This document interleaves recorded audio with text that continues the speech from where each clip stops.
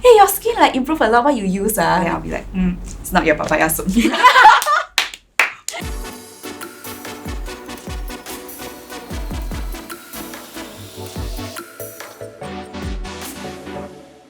Hi, I'm Cheryl. Hi, I'm Sangi. Hi, I'm Elaine. Hi, I'm Leah, and this is ZULA ChickChats. So hi guys, welcome to this episode of ZULA ChickChats, and today we'll be talking about puberty and more specifically how we dealt with puberty, when we were much younger. Yeah, so the first question that I have for you guys is, what's the definition of puberty? I guess puberty happens when you're like, some people 12, some people like 15 if you're a late bloomer.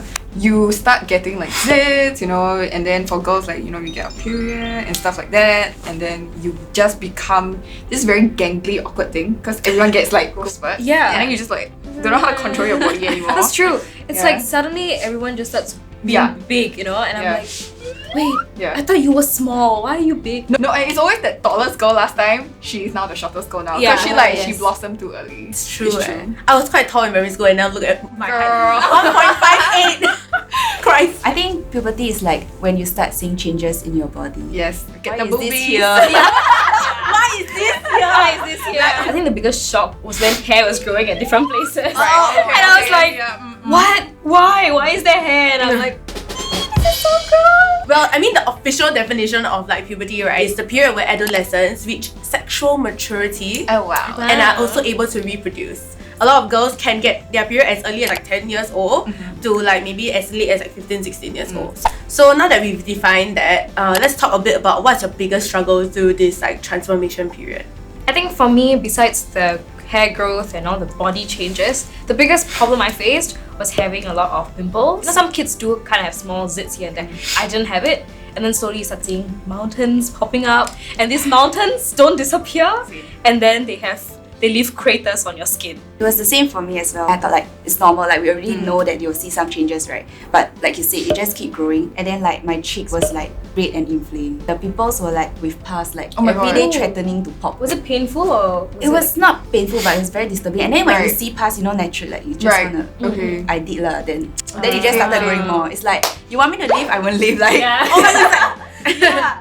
Every time Chinese New Year, you go to my family and my relatives. Like, oh girl, why your face like that? You girl, you got go see doctor or not? You got do this now? Why you never? It made me feel worse. It's just telling me what I already know. I would say that I wouldn't be a very confident person. I was very self-conscious of my appearance, yes, but also like how I acted around people. And then I was very aware of like my hair. I'm never gonna not have bangs. I'm gonna have bangs for the rest of my life. I'm gonna cover my ugly ass forehead, but look at me now. Your forehead is great. Yeah, I know. Like 10 forehead. But I think it's like quite scarring, especially like when you are becoming more aware of like the opposite gender and you just don't feel and look pretty. That like really could, affect your self-confidence.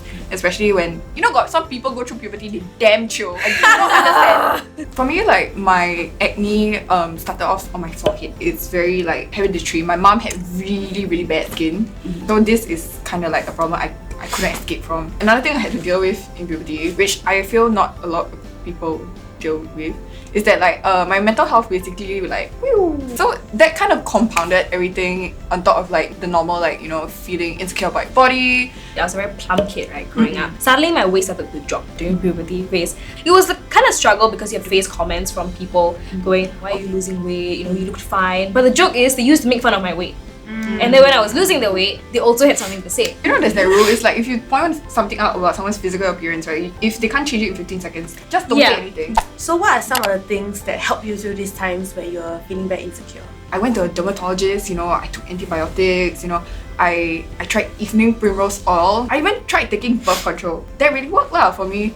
But I didn't like how it was really messing up with your body. My relative actually recommended this papaya soap. My cousin also had acne and his skin cleared up after using it. After I washed it, right, my skin became dry. After a few hours, the oil started coming back and then it's like even like more than usual. But to me at the point, I just like, oh okay, then I wash again. I didn't know that it was too harsh for my skin. And then it irritated it and then it made my skin worse. I feel like as a kid, the logic was oily skin, you make it dry. But now I know that I wash it, it gets dry, I moisturize it. Using gentle products is so important. Especially I feel like a lot of people with like acne prone skin, like they have sensitive skin. Your skin will thank you for it. I mean, aside from finding a skincare routine that works for you, right? It's the idea of drinking a lot of water. Exercising regularly is self-care. In secondary school, you're not supposed to wear makeup. I would actually draw my eyebrows to school, and it's because I wanted to do it so that people would draw their attention to my eyebrows and not my skin.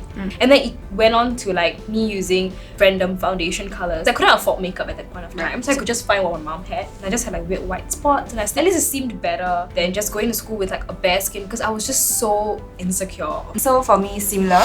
I use makeup to cover. It felt so bad that as long as I don't see the redness, right, I'm okay with it. Patchy with like bumps, cause a lot of pus and like pimples, right? Makeup starts off as something to hide your flaws. Yeah.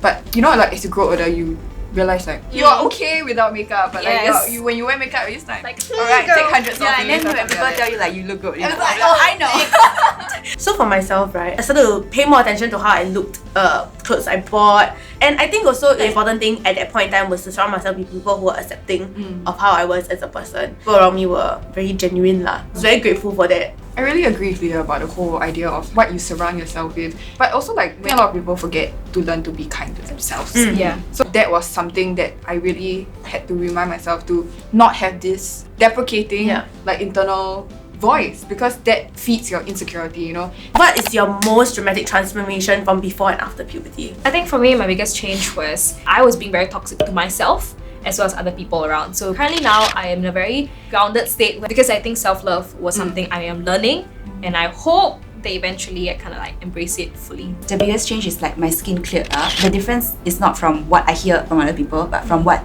I want to do for myself. I think for me, my biggest glow up is really also the mental glow up. Yeah. I think when I really focused from my outside appearance to my inside appearance, that was really like when I really became better. I think for myself, right, started gaining confidence in my fashion. So my before and after. Before was like the the low bangs and like the I'm trying to be an emo kid, you know, to someone who's just I think a bit more conscious about fashion choices, but also at the same time didn't have to be someone else in order to be accepted by like society lah. Correct. So we talked a bit about how we felt, after the transformation, right? Did the people around you have anything to say about it? Seriously, no leh.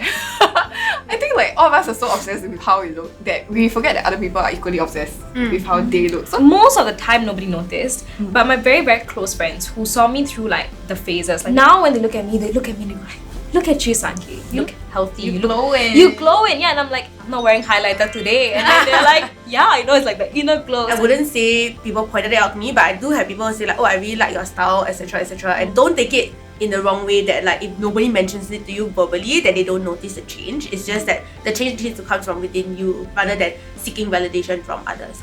My relatives lah. Okay. They'll be like, hey, your skin like improve a lot. What you use like you know, is it you use this, is it you use that? How come like clear so fast, clear so much better? Then I'll be like, it's not your papaya soup. So the last question for this episode will be any advice for the younger audience that's still going through puberty now, or still at a stage where they're facing a lot of insecurities. Like whatever we mentioned, accepting your strength, seeing yourself in your own skin, we achieve this as time went by. I think it's very important to not bottle up and just trust yourself that the process is worth it.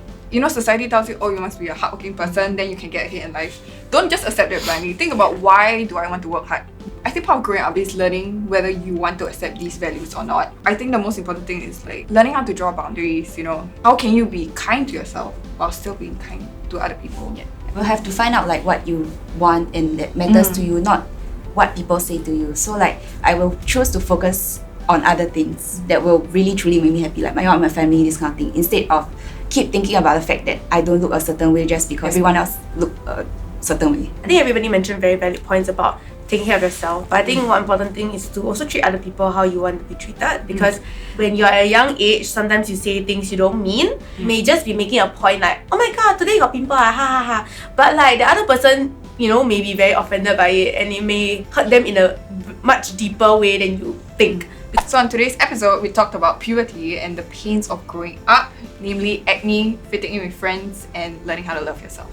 So thank you guys for watching this video, and thank you Hiruska for making this video possible. So for all you guys out there, Hiruska has a range of anti-acne products that are gentle yet effective. Their spot gel has an average 2-day efficacy, but of course, the results may vary depending on individual skin conditions. So if you want to find out more about their products, you can check out the links in our description box down below. And also comment down below and let us know what to talk about on the next episode. And don't forget to like, share and subscribe.